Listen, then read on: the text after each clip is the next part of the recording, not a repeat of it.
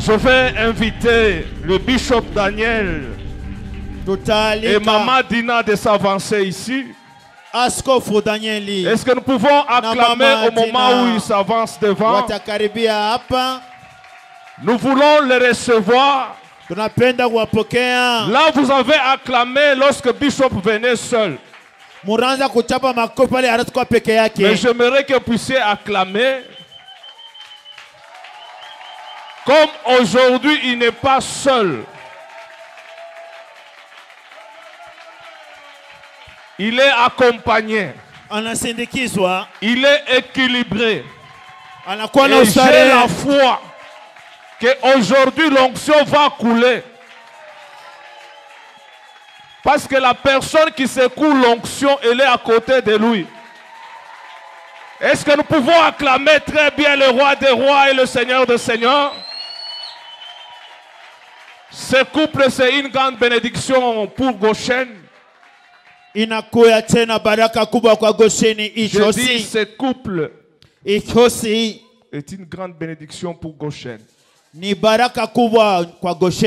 En 2018, il était là. 2019, il était là. 2020, à cause du confinement. L'année passée, en 2021, il était là. Et cette année, il est là. Comme il a beaucoup témoigné de Goshen. Et Maman Dina a dit non, non, comme vous me parlez beaucoup de Goshen, je vais aussi aller voir Goshen de mon propre yeux. Au nom puissant de Jésus-Christ, je vais inviter Maman Yasmine. On va recevoir ensemble ce couple. Ce couple d'alliance, ce couple nous a beaucoup accompagnés. Et à chaque fois que je pars à Kinshasa, le bishop m'a toujours bien reçu. Par sa manière de nous recevoir. Si c'est pour 2 jours, je peux venir à Kinshasa sans même l'informer. Alors, moi et mon épouse, nous voulons recevoir ce couple à votre nom pour leur témoigner notre amour et notre affection. Merci, que Dieu vous bénisse. Maman Dina, que Dieu vous bénisse. Nous sommes honorés d'être visités par ce couple merveilleux. Ils ont fait plus de 25 ans au Nigeria. C'est en 2021. La famille a rejoint le bishop comme il a déjà commencé une grande œuvre à Kinshasa, tout en laissant une grande église au Nigeria. Il voulait aussi travailler pour son pays. Et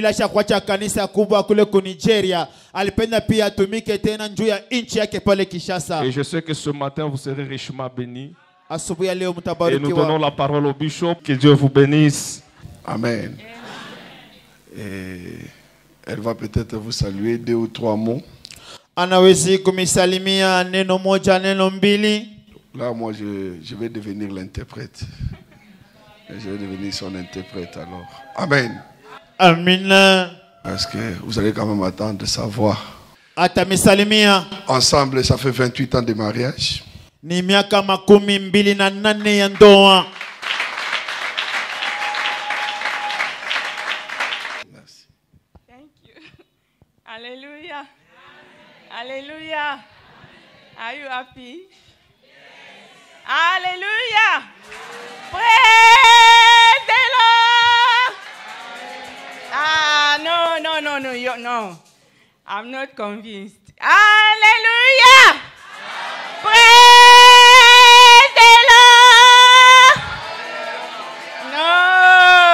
No, not like that. Praise the Lord. Alléluia. You have to stand. You have to be tu on dois your te mettre feet. debout et tu dois crier Alléluia. You are praising the King of Kings. Tu es en train de louer le roi des rois. Amen. Amen. I'm so happy to be here. Je suis très content d'être ici. My husband told me about Mon you mari people. m'a beaucoup parlé de vous. Ah, you are so wonderful. Vous êtes un peuple merveilleux. Now I'm convinced. Maintenant, je suis convaincu. Now I'm convinced that you are wonderful people. Je suis convaincu que vous êtes un peuple merveilleux, un peuple spécial. I was eager to come and see you people. Et c'est pour cela que je voulais venir vous voir aussi. I'm convinced you are very special. Vous êtes vraiment spécial. God bless you. Que le Seigneur vous bénisse. God bless you. Que le Seigneur vous bénisse. Today, forever, aujourd'hui, demain et pour l'éternité. Forever, God bless you pour so l'éternité, much. que Dieu vous God bénisse, vous bless bénisse, man vous of God, bénisse. Qu'il bénisse Pastor l'homme de Dieu. Patrick, thank you for bringing me here. Que le Thank Seigneur you, Mama bénisse Yasmin. le couple God pastoral bless you so much. pour m'inviter Please ici. help me celebrate Pastor. Et aidez-moi à célébrer le couple pastoral. Célébrer le couple. Les autres sont assis pourquoi? Ils sont jaloux. Célébrer le couple pastoral. I'm very happy to be Et je here. suis très content d'être ici. Very happy. I'm Très convinced. content. My husband he did not lie to me. Mon mari ne me trompe jamais. I'm so happy. Et je suis très content. You are very special. Et vous êtes vraiment spécial. May God bless you. Que le Seigneur vous bénisse. Amen blessing. Et restez bénis, je vous aime. Merci. Fais-moi voir ta gloire. C'était le thème, le grand thème de ce programme. Et le premier jour, je suis arrivé, j'étais en train de donner des définitions de la gloire. Je parlais, je disais la gloire. En grec, c'est doxa. Que cela ne vous dérange pas lorsque nous parlons des Grecs et des Hébreux ici. Que cela ne vous dérange pas. Les musulmans parlent l'arabe. Et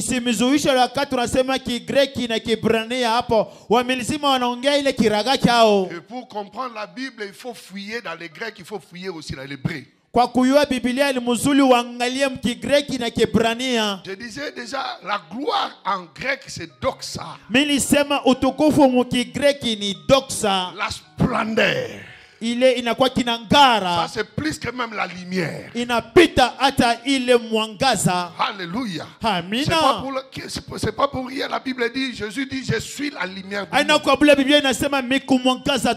Il est plus que la lumière. Je ne sais pas si je parle à quelqu'un. Nous sommes des étoiles.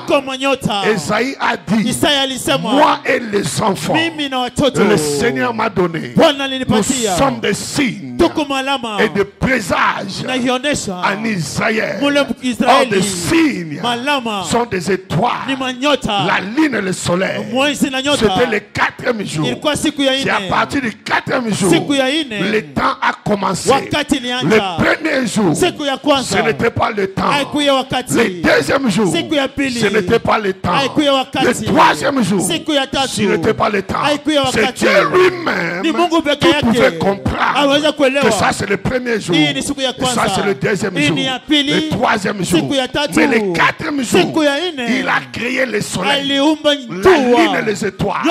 La Bible dit, pour marquer le temps. Pour marquer le temps. C'est là où le temps a commencé. Pour marquer le temps. Tu es venu dans ce monde pour marquer le temps. Le monde ne va pas te marquer. Toi tu vas marquer et le temps et le monde. Tu ne mourras pas comme ça. Tu vas laisser des traces. Je ne sais pas si je parle à quelqu'un. Si tu es d'accord, ne bouge pas la tête, me dis Amen. Je dis tu es venu marquer. Dis à celui qui est à gauche à droite, je suis venu marquer. Je suis venu marquer. Tu vas marquer le monde. Tu vas marquer le temps. C'est le soleil, la lune qui marque. Le soleil dirige pendant les jours. La lune dirige pendant la nuit. Raison pour laquelle ici c'est le matin. Au Canada c'est la nuit. Et en Australie ils sont déjà lundi. Le soleil est toujours permanent. Pour marquer. Est-ce que je parle à quelqu'un? Yes. Non, je ne suis pas convaincu. J'ai dit pour marquer. Toi tu vas marquer. J'ai dit, tu dois marquer. Lève-toi, dis, je dois marquer. On ne va pas te marquer. Mais toi, tu vas marquer. Que Satan va le bas. Tu vas marquer. Tu es un signe. Veuillez vous asseoir. Alléluia. Vous voyez comment ça se passe? Et la lumière soit. Donc la lumière, ce n'est pas le soleil, c'est quelque chose de spirituel. La gloire est spirituelle, qui se matérialise, qui se concrétise, qui devient tangible, quelque chose qu'on peut toucher, quelque chose qu'on peut voir. La splendeur. Avant le 4e jour, il y avait 3 jours.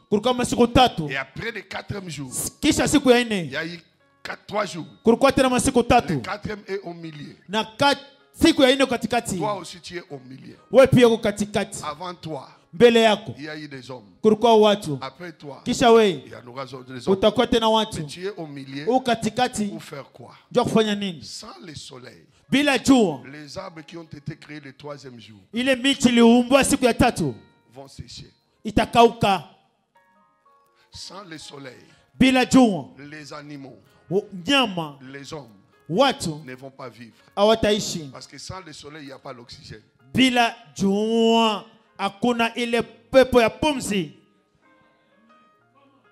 C'est-à-dire, à cause de toi, ta famille va vivre. À cause de toi, le pays va vivre. La Bible dit les ténèbres couvrent toute la terre. Mais sur toi. Sur toi quoi? La gloire s'élève. Les nations vont marcher sur la lumière. Est-ce que je parle à quelqu'un? C'est-à-dire à cause de toi ta famille va vivre. Je ne dis pas à tout le monde, je dis à ceux-là qui sont convaincus, ils vont dire Amen à haute voix. Je dis à cause de toi ta famille va vivre. À cause de toi ta famille va vivre. C'est à cause du soleil nous avons le phénomène qu'on appelle photosynthèse. Nous sommes dans la science botanique. Lorsque le soleil libère des rayons, l'arbre mange bien. Et pendant la journée, il dégage oxygène. Et nous respirons bien. Grâce au soleil. Oh, toi tu es le soleil de ta famille. Le soleil de ta génération. Les gens vont bien respirer à cause de toi. La famille va bien respirer à cause de toi. Si tu es d'accord, lève-toi, dis Alléluia. Alléluia. Et après toi, les gens vont vivre. Et nous avons dit la gloire. La gloire, c'est doxa. La splendeur. Vous allez voir, il y a des gens aussi qui résistent dans le monde. Ils ont aussi la gloire. Mais ils n'ont pas Jésus. J'avais dit cette gloire-là, ça s'appelle comment en grec? Kenodozozo. Dis à celui qui est à gauche, à droite, Kenodozozo. N'aie pas peur de Kenodozozo. Kenodozozo, c'est ce que la Bible appelle la vaine gloire. Tu as des habits, tu as de l'argent, de véhicules, de maisons, tu voyages mais tu n'as pas Jésus. C'est Kenodozozo.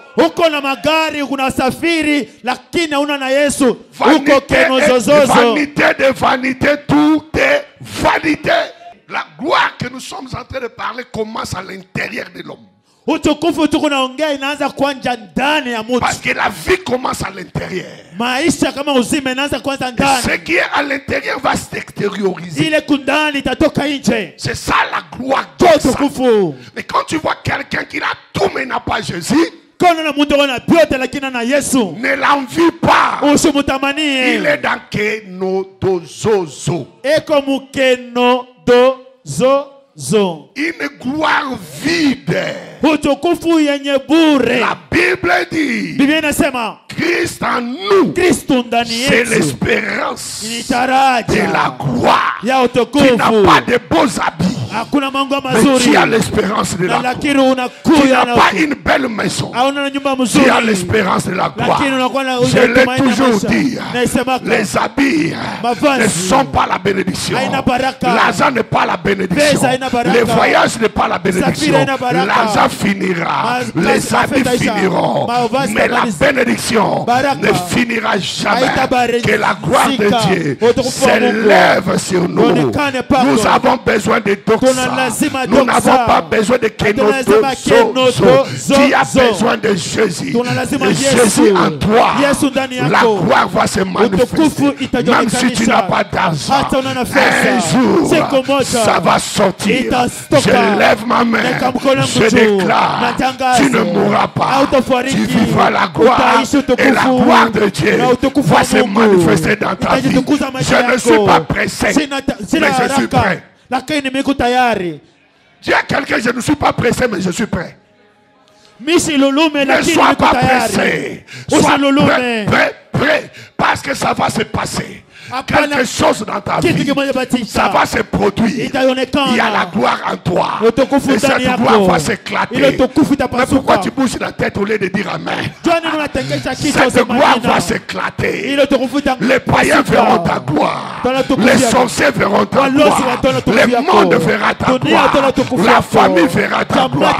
Tes amis verront ta gloire. Dans le nom de Jésus-Christ, je ne sais pas si je parle à quelqu'un. Nous avons besoin de cette gloire. Oh my God. Nous avons besoin de cette gloire. La gloire, c'est Dieu lui-même. C'est la présence de Dieu. C'est ce que nous allons partager ce matin. Je vais m'arrêter là où je vais m'arrêter.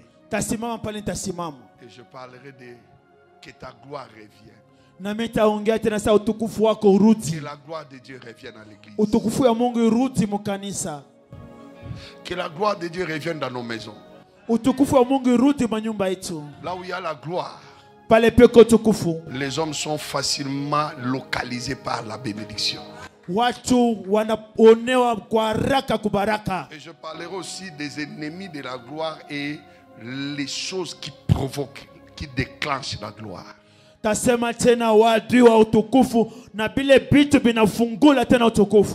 Il y a les ennemis de la gloire. Et il y a aussi des choses qui déclenchent la gloire. Alléluia. Je peux vous flasher déjà avant même l'introduction. La première chose qui bloque la gloire, l'ennemi de la gloire, c'est l'incrédulité. C'est même pas le péché, mais c'est l'incrédulité. Quelqu'un peut commettre des péchés, mais il n'est pas incrédule, comme David, comme Pierre. Il va se repentir rapidement.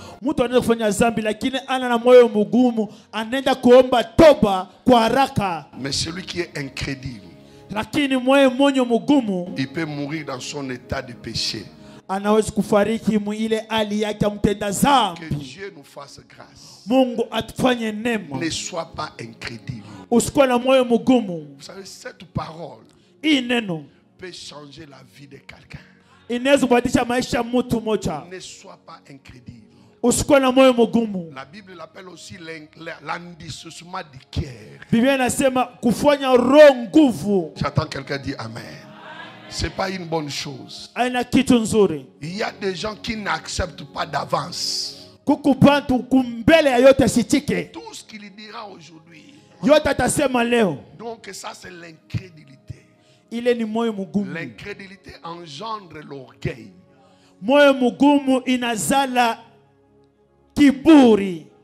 Oh Dieu, le péché que Dieu ne pardonne pas, c'est le péché de l'orgueil.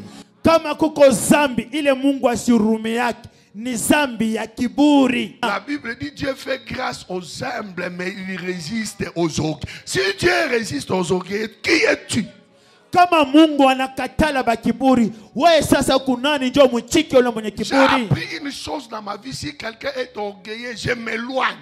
Mimi nijifunza kitu mwa maisha, kama mtu eko mwenye kiburi, mimi namwepuka. Orgueilleux signifie il suffit de lui-même. Kiburi ni kusema anajeneza tu yeye mwenyewe peke yake. Il n'a pas besoin d'aide. Ashina lazima na musaidizo. Laissez-le mourir. Umwacha kufe lwake. Si je viens de temps en temps ici à Goshen, kana kwa saa yote ku Goshen, parce que vous avez un pasteur humble. Muko na mchungaji votre maman est humble. Mama kujishusha. Je vois papa Jean-Baptiste ici, vieux humble. Nos frères ici sont humbles. Base betu wa kujishusha. Je vois papa Berry humble. Baba Berry mwenye kujishusha. Qui est encore humble. Mie pia mwenye kujishusha. Les servantes ici humble. Si bote mwenye kujishusha. Là où nous étions partis manger hier là, humble. Tunaenda kula fasi moja jana, tunarishusha tena. Deuxième catégorie de gens qu'on ne peut pas aider dans la vie. Kipindi kia watu wabala hawezi kusaidia tena maisha. Ce sont des pessimistes. Si tu es à côté des pessimistes, c'est-à-dire celui qui est négatif, sa vie c'est la négativité. Sa vie c'est l'impossibilité. Essaye de faire ceci, c'est impossible. Est-ce qu'on peut acheter une parcelle de 300 000? C'est impossible. Est-ce que dans 4 mois nous pouvons faire ceci? C'est impossible. Si tu es auprès de celui qui voit des choses impossibles, éloigne-toi de lui. Je vous ai déjà dit, le premier ennemi de la gloire, c'est l'incrédulité. Là, je vous donne déjà le verset pour cet ennemi-là. Ésaïe chapitre 7, verset 9. Ésaïe chapitre 7, le verset 9. La Samarie est la tête d'Éphraïm, et le fils de Remalia est la tête de la Samarie. Si vous ne croyez pas, vous ne subsisterez pas. Amen. Si vous ne croyez pas, vous ne subsisterez pas. C'est-à-dire quoi? Vous mourrez. Alléluia. Vous allez mourir. Si vous ne croyez pas, vous allez mourir. Désormais, ne marche pas avec celui qui voit tout impossible. Et la troisième personne qu'on ne peut pas aider dans la vie, c'est là qui ont des arrière-pensées, mauvaise ambition. Comment tu vas l'aider? Il a même des arrière-pensées sur toi. Laissez-le mourir dans son incrédulité. Et je ne veux pas que tu sois orgueilleux. J'attends quelqu'un dire Amen. Ok, on va commencer le voyage. 1 Samuel chapitre 9. Chapitre 6. 2 Samuel plutôt, chapitre 6. Samuel wa pili, sura ya Samuel 6. chapitre 6. Sura ya 6. On va se tenir debout. Tutasimama juu. Tu vas lire jusqu'à là où je te dirai arrête, parce qu'on n'a pas besoin de tous les chapitres. Utasimama paka pale mitakwambia sema shimama tuna lazima yote. Ce sont des choses que nous connaissons. Ni vitu tunajua. Nous lisons 2 Samuel chapitre 6. Nous commençons au premier verset. David rassembla encore toute l'élite d'Israël au nombre de 30 000 hommes. Et David, avec tout le peuple qui était auprès de lui, s'est mis en marche depuis Balé-Jida pour faire monter de là l'arche de Dieu, devant laquelle est invoqué le nom de l'Éternel des armées qui réside entre les chérubins au-dessus de l'arche. Ils mirent sur les chars 9 l'arche de Dieu et l'emportèrent de la maison d'Abinadab sur la colline. Uza et Achio, fils d'Abinadab, conduisaient les chars 9. Tu prends le verset 12. Le verset 12. On vint dire au roi David: l'Éternel a béni la maison d'Obed-Édom et tout ce qui est à lui, à cause de l'arche de Dieu. Et David s'est mis en route et le fit monter l'arche de Dieu depuis la maison d'Obed-Édom jusqu'à la cité de David au milieu des réjouissances. Quand ceux qui portaient l'arche de l'Éternel eurent fait 6 pas, on sacrifia un bœuf et un veau gras. David dansait de toute sa force devant l'Éternel et il était sans défaut de l'âme. On peut s'arrêter là pour gagner le temps. Que le Seigneur vous bénisse, vous s'asseoir. Amen. Là, ce matin, je voulais laisser un message prophétique que la gloire de Dieu revienne à l'église.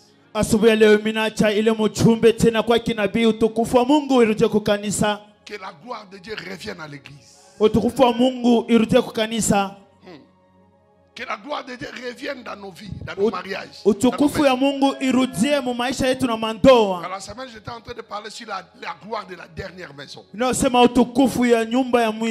je vous avais dit qu'il y a eu 3 temples dans la Bible. Et le 4e après. Et le premier temple qu'on appelait la première maison, c'était le temple de Salomon. Depuis le tabernacle, où Dieu avait décidé de descendre par là avec son peuple. Israël montait à la montagne, toute la famille, tout le monde montait à la montagne. Mais Dieu a dit, désormais je vais descendre moi-même. J'aimerais te mettre en garde, pasteur. Il y a beaucoup de gens qui sont restés là dans la montagne en train de prier. Ils ne veulent pas fréquenter les églises. Ce temps-là est déjà révolu. Tu peux aller, tu pries et tu rentres. Il y a des gens qui fréquentent des montagnes de prière qui ne veulent pas venir à l'église. Dieu avait décidé de venir et de descendre par là avec son peuple. Il va recommander à Moïse de construire un tabernacle. Il dit, moi-même je descendrai. Et quand on a construit le tabernacle, dans les lieux qu'on appelle les lieux très saints, il y avait l'arche de l'alliance. Et dans cette arche, il y avait les 10 commandements. Il y avait la verge d'Aaron qui avait fleuri après 3 jours. Il y avait une petite quantité de manne. On avait mis dans l'arche. Et à chaque fois les souverains sacrificateurs entraient, il aspergeait le sang de l'animal pour que les 10 commandements ne puissent pas sortir et frapper. Parce que là où il y a la loi, il y a des malédictions, il y a des punitions. Dieu a voulu cacher ces choses.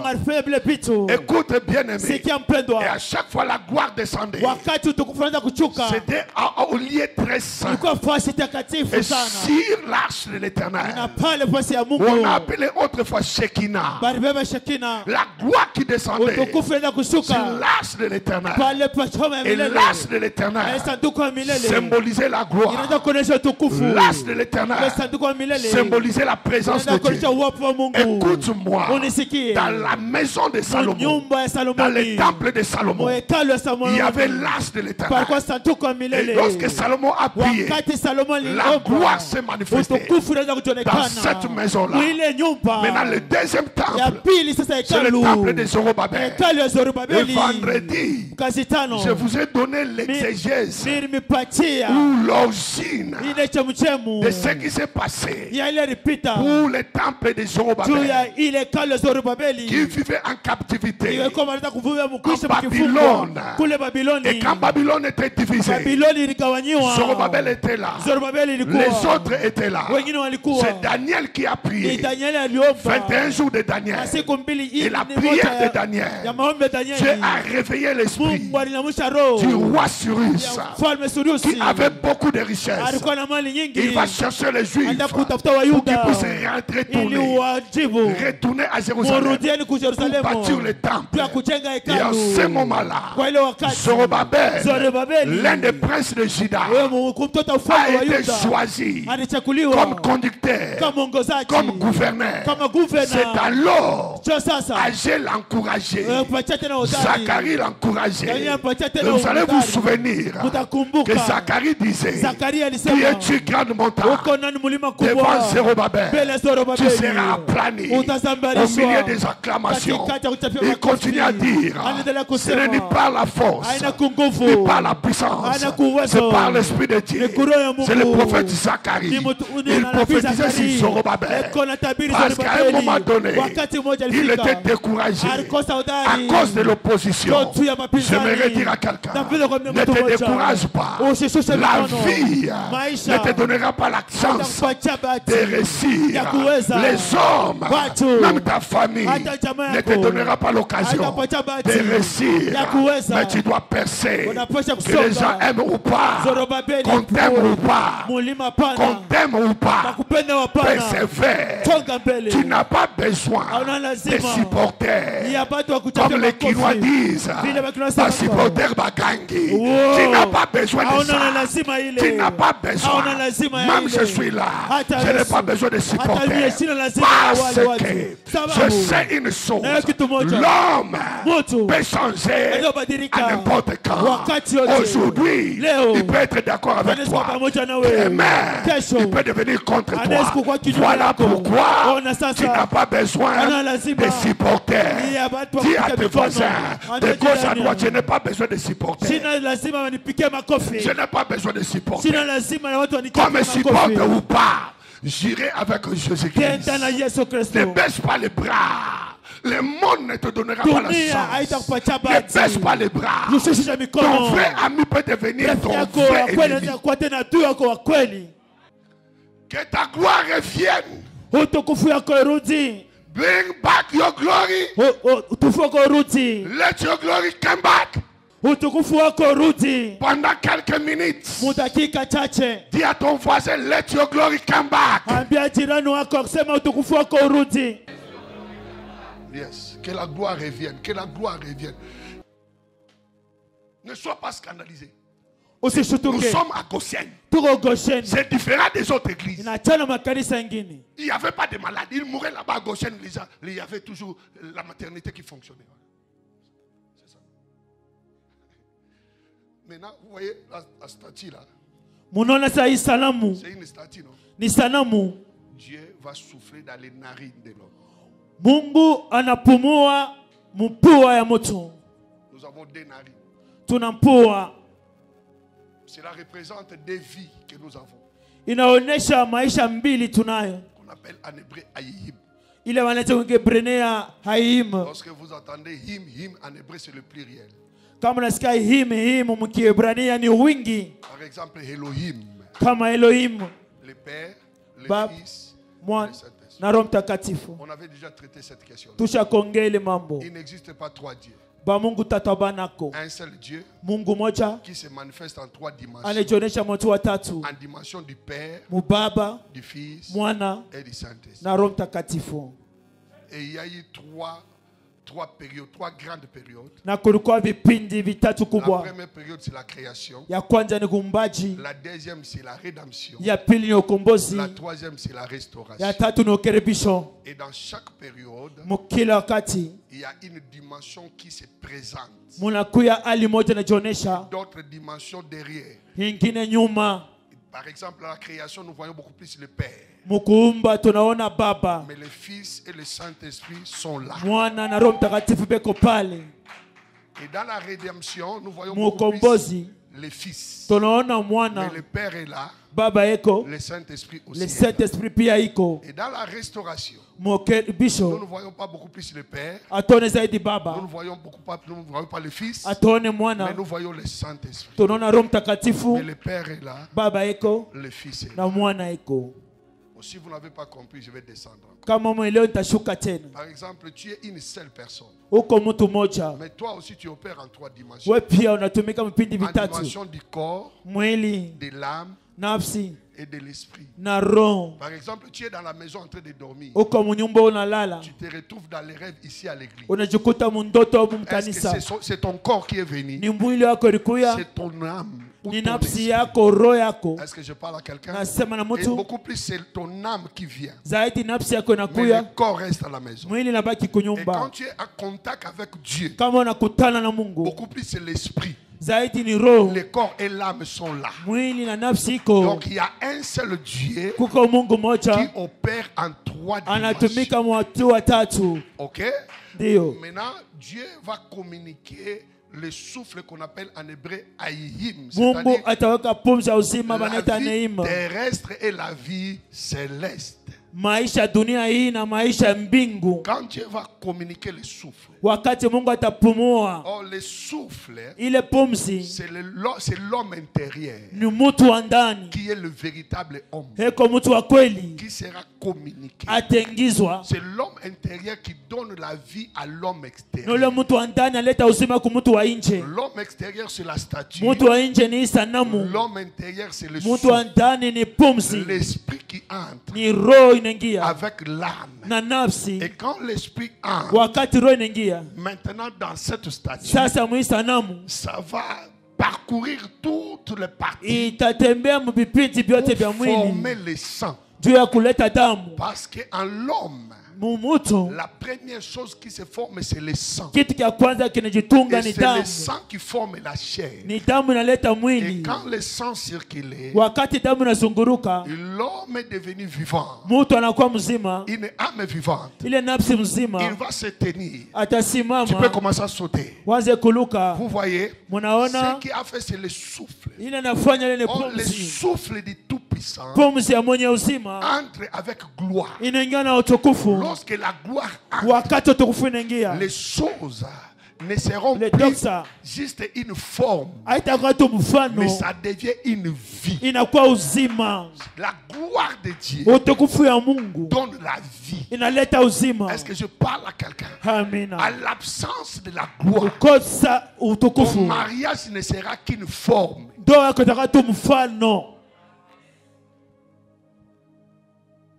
Je suis là pour les enfants. Je ne veux pas que nous puissions divorcer. Le mariage est devenu une forme. Les affaires juste une forme.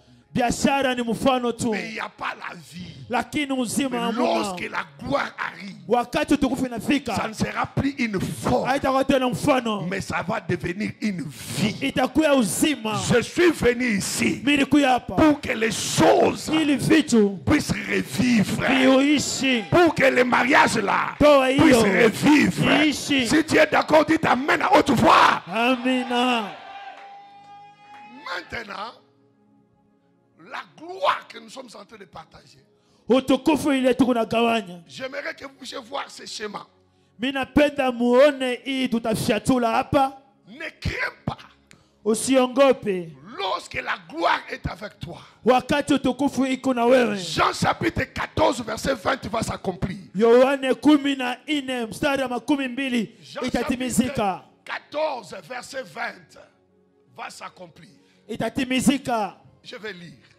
En ce jour-là, il est siku ile.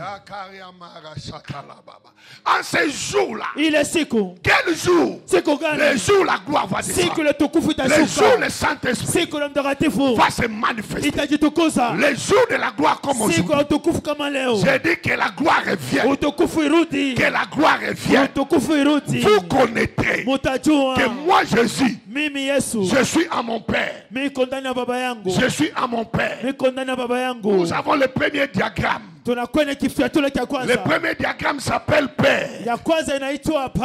Père, moi Jésus, je suis à mon Père. C'est-à-dire le deuxième diagramme qui est Jésus-Christ. Jésus c'est le deuxième diagramme qui est dans le Père. Et vous êtes à moi. Le troisième diagramme. Troisième diagramme, c'est nous. Je représente par la lettre N. Ça, c'est le troisième diagramme. Ça, c'est un schéma. C'est mathématique moderne et spirituelle. Inakuya tu namna kumionyesha hii mfano mkiroho. Maintenant viendra le quatrième diagramme. Ya ine itakuja. Vous, nyinyi, à moi et moi, un autre Jésus. Et moi, je suis en vous. Ndani yenu. Le quatrième diagramme. Ya ine. C'est le Saint-Esprit. Ni Roho Mtakatifu. Maintenant, sasa, lorsque la gloire arrive, wakati utukufu inafika, la gloire utukufu pour aujourd'hui, juu ya leo, c'est la présence de Dieu. Ni uwapo wa Mungu. La présence de Dieu. Uwapo wa Mungu. Lorsque la gloire wakati utukufu quitte ta vie, inatoka maisha yako, c'est que la présence de Dieu uwapo wa Mungu t'a quitté. Inakutoka. Tu as besoin de la présence de Dieu. Lazima uwapo wa Mungu. Et quand la gloire arrive, wakati utukufu inafika, la gloire arrive ici. Utukufu inafika hapa. Écoute maintenant. Sikia sasa. Pour que quelqu'un puisse te gagner. Ile mtu akuwine. Pour que quelqu'un puisse te battre. Akuwine. Pour que quelqu'un puisse te battre. Mtu akuwine. T'éliminer. Lorsque tu es dans la gloire, il va commencer avec le premier. Il détruit le premier diagramme. Il détruit le deuxième diagramme. Et quand il va détruire, il arrivera, il te détruit. Après avoir te détruit, il va détruire le troisième, quatrième, qui est le Saint-Esprit. Oh, vous et moi, nous connaissons que c'est impossible de détruire le premier diagramme, de détruire le deuxième diagramme. J'aimerais dire à quelqu'un, tu es intouchable, que Satan veuille ou pas. Tu es intouchable, que l'ennemi veuille ou pas. Tu es intouchable. Je parle à quelqu'un, je ne parle pas à tout le monde. Lorsque la gloire arrive, les sorciers ne te toucheront pas. Les magiciens ne feront rien. Ça c'est la gloire. Je ne sais pas si quelqu'un me comprend. Ça c'est la gloire. Que la gloire revienne. Que la gloire revienne. La gloire de Dieu te donnera la victoire sur tes ennemis, sur tes adversaires. Oh my God, veuillez vous asseoir. Nous avons besoin de la gloire de Dieu. Voilà la gloire de Dieu. Personne ne va te détruire. Personne ne va détruire tes activités. Oh my God, les enfants d'Israël ont commis un péché. Ont commis un péché. Deuxième ennemi de la gloire, c'est le péché. La Bible dit, Romains chapitre 3, verset 23, tous ont péché et sont privés de la gloire. Ne reste pas dans le péché, ne persévère pas dans le péché. Oui, tu peux pécher, mais ne reste pas dans le péché et ne prends pas plaisir au péché. Est-ce que je parle à quelqu'un? N'aime pas le péché, peu importe son titre, peu importe ta position, mais il peut t'y arriver. Tu dois te repentir, tu dois te lever et continuer la marche. Tous ont péché et sont privés de la gloire. Ça c'est le deuxième ennemi de la gloire. Ôtez le péché de ta maison, ôtez le péché de ta vie. Est-ce que je parle à quelqu'un? Même si tu ne veux pas, j'ai dit ôter le péché. Je ne vais pas te donner la définition du péché. Tu dois ôter le péché. Parce que la gloire de Dieu n'aime pas le péché. La gloire, c'est la dimension la plus haute de la présence de Dieu. Est-ce que je parle à quelqu'un? La gloire de Dieu. Lorsqu'Israël a péché, ce n'était pas tout le monde. C'était des enfants seulement. Des fils d'Élie. Élie le sacrificateur. Dans la Bible, nous avons des Élie. Il y avait Élie le sacrificateur et Élie le prophète. Ici, c'est le sacrificateur. Ces enfants ont commis des péchés. Un jour, les Philistins sont venus combattre Israël. Ils ont dit, nous allons amener l'as de Dieu sur le champ de bataille. Et Dieu va nous donner la victoire. Comme d'habitude, lorsque l'as venait, les enfants d'Israël poussaient des cris et l'ennemi fuyait. C'est Dieu lui-même qui combattait. Parce que l'âge, c'est la présence de Dieu. La Bible nous dit qu'ils ont amené l'âge. Mais les Philistins se sont fortifiés. Ils ont tapé Israël. Sérieusement. Et ils ont récupéré l'âge de Dieu. L'âge qui avait beaucoup d'exigences. Et ce jour-là, l'âge n'a rien fait. ile sanduku ya kufanya kitu. On a pris l'âge. Banchukua Ils sanduku sont allés le mettre dans leur temple. wanda kuyeka mwekalu yao, Dans le temple de Dagon, leur Dieu. mwekalu ya Dagoni mungu wao. Et c'est alors lorsqu'ils ont mis l'axe là-bas, Wakati waleka sanduku kule, le combat a commencé. bukomvi ilianza. Dieu est bon. Mungu ni Il mwema. arrive des fois, Wafika wakati Dieu Mungu permet la défaite, anauruhusu tushinde, mais il ne nous abandonne pas. lakini asituachilie. Même à cause de nos péchés, Hata njua mazambi il ne nous zetu abandonne pas. asituachilie. Toi, ne reste pas par terre. Wosibakie chini. Est-ce que quelqu'un est avec moi? Amina. Répands-toi. Lomba utoba. Répands-toi. Quand Samson s'est repenti, Wakati Samsoni alomba huruma, il a tué plus de 3000 Philistins. aliua Wafilistini wengi. Est-ce que quelqu'un est avec moi? Amina. Aujourd'hui, je prie pour la repentance. Leo naomba tunja kuomba huruma. Répands-toi.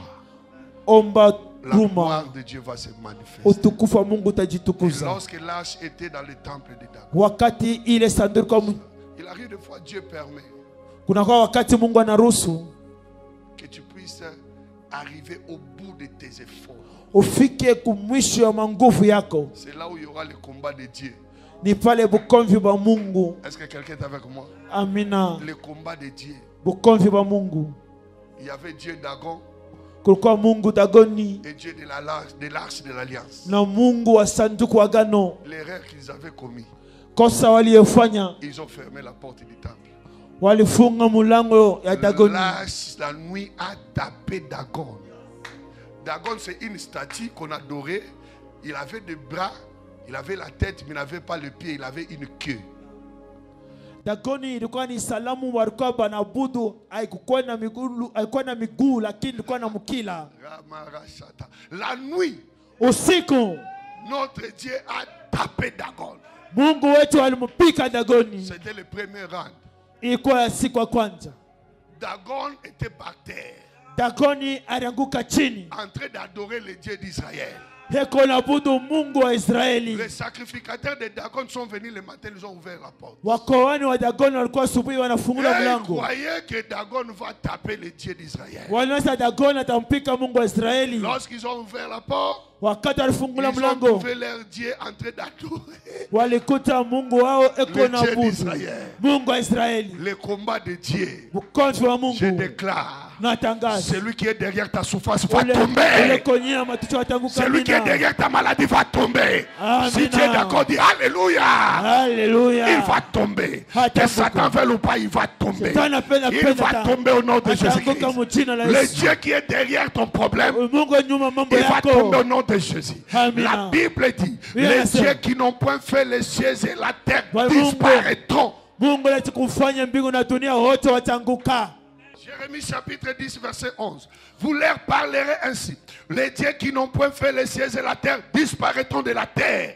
Ils vont disparaître. Et le jour suivant, on a remis Dagon à sa place. Et maintenant on a fermé encore. Ils se sont dit même peut-être une erreur. Maintenant le jour suivant, ils vont trouver la tête de Dagon coupée. La queue aussi coupée. Les bras coupés. Ça, ce n'est pas possible. Alléluia. S'il te plaît, nous parlons de la gloire. La gloire, ce n'est pas seulement pour que tu puisses rentrer au ciel. La gloire commence ici. La gloire commence ici. Ne t'ai-je pas dit, si tu crois, tu verras la gloire, c'est-à-dire la résurrection. La gloire était la résurrection. La résurrection de Lazare. Je déclare ce matin la résurrection de tout ce qui est mort. Déclare la gloire. J'ai besoin de la gloire. La gloire, ce n'est pas le royaume de Dieu. La gloire, ce n'est pas le royaume de Dieu. La gloire, ce sont des choses que tu vas vivre ici. La gloire, ce sont des grandes choses que tu vas vivre ici. Comment il a régné sans gloire. Saoul a régné sans gloire. Saoul a régné sans gloire. Que ce soit David, que ce soit Salomon, ils ont régné avec gloire. Je prie le Seigneur que ces mariages-là soient avec gloire. Je prie le Seigneur que ces affaires-là soient avec gloire. Je prie le Seigneur que ces affaires-là soient avec gloire. Amen. Que ton mariage avec gloire. Amen. Que ta santé avec gloire. Amen. Et tes enfants avec gloire. Amen. Je ne veux pas avoir des enfants pour avoir des enfants, mais je veux des enfants avec gloire. Je veux un ministère avec gloire. Quand tu déposes dans le panier, répète gloire, répète gloire. Je veux la gloire. Je ne veux pas seulement être une femme dans le mariage, mais une femme avec gloire, un homme avec gloire, des enfants avec gloire, une boutique avec gloire, un magasin avec gloire, un projet avec gloire. Je ne saurais pas travailler seul. Oh my God, si tu veux la gloire, cherche la présence de Dieu. Si tu cherches la présence de Dieu, l'argent va te chercher. Si tu cherches la présence de Dieu, le mariage va te chercher. Ce n'est ni par les mini-jupes, ce n'est ni par body, ce n'est ni par les collants, ce n'est ni par les cyclistes, ce n'est ni par les habits, ce n'est ni par la beauté, ce n'est ni par le maquillage, c'est par mon esprit, dit l'Éternel des armées. Ce n'est ni par ta forme, c'est par mon esprit. Quand on parle de l'esprit, on voit la gloire. Lorsque l'esprit arrive, la gloire arrive. Je ne veux pas combattre seul. Ce qui est difficile devienne facile. Ce qui est compliqué devienne normal. Est-ce que je parle à quelqu'un? Le temps est arrivé. J'ai envie de devenir roi. La première des choses, il faut que l'âge revienne. L'âge était à Balejuda. Pendant 20 ans, les Philistins avaient libéré l'âge, mais n'avaient pas entré en Israël. Lorsque l'âge a fait des dégâts dans leur camp, dans leur temple, lorsque l'âge a frappé, ils se sont dit, remettons l'âge à sa place. Je lève ma main, je déclare ce matin que l'âge rentre à sa place, que l'âge de Dieu entre à sa place, que l'âge de Dieu vienne à Goshen. Les Philistins, ils ont dit, nous ne laisserons pas l'âge main vide. Il faut que nous puissions faire les offrandes d'après leur coutume. Ils ont compris que l'âge de Dieu est accompagné des offrandes. Ils ont formé de l'or pur qui a accompagné l'âge. Ils ont mis l'âge dans des chars, les chars neufs accompagnés de bœufs. Maintenant, les chars de l'Éternel, l'âge de l'Éternel n'a pas besoin, mais vous asseoir, n'a pas besoin qu'on puisse les conduire. On ne conduit pas l'âge. On a libéré seulement. L'âge lui-même dirigeait les bœufs jusqu'à la frontière. Lui-même s'est arrêté. Dieu s'est arrêté à la frontière. Dans ta vie, Dieu s'arrête quelque part. Il faut les chercher. Philippiens chapitre 4 verset 19. Et mon Dieu pourvoira à tous vos besoins. Interprète. Et mon Dieu pourvoira à tous vos besoins. Selon sa richesse, avec gloire en Jésus-Christ. Quand la richesse est accompagnée de gloire, ils feront tout. Tu ne seras pas déstabilisé. Cherche la gloire de Dieu. Moïse a dit, fais-moi voir ta gloire. Nous ne voulons pas marcher seul. Là, Dieu s'est fâché. Il dit, je vais le tuer. Moïse dit à Dieu, si tu le tues, efface mon nom de la livre de vie. Vous savez, cela signifie quoi? Je vais aller en enfer. Si tu ne pardonnes pas ce peuple, j'irai en enfer. Ça, c'est un intercesseur. Un intercesseur se sacrifie pour les autres. Ce n'est pas pour rien David, Moïse dit, fais-moi voir ta gloire. Sans la gloire, nous ne ferons rien.